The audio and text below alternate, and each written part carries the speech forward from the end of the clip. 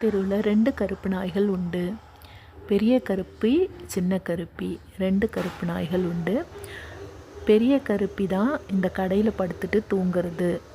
So ரொம்ப நேரமாக மழைக்கு நல்லா இதமாக நல்லா படுத்து தூங்குற இதை பாருங்கள் நீங்கள்.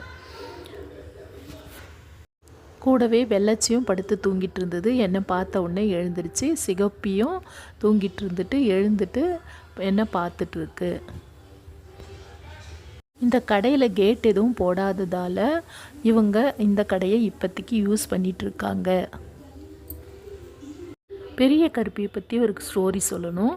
என்ன அப்படின்னா, பெரிய கருப்பி வேறு ஏதாவது நாய்கள் நம்ம பார்த்து குலைச்சிதுன்னா அவங்க நம்ம தெருவை சேர்ந்தவங்க, அவங்கள பார்த்து குலைக்காத அப்படின்ற மாதிரி அந்த நாய்ங்க கிட்ட, அதாவது தன் பாஷையில் சொல்லும், அதுங்களை பார்த்து கத்தும்.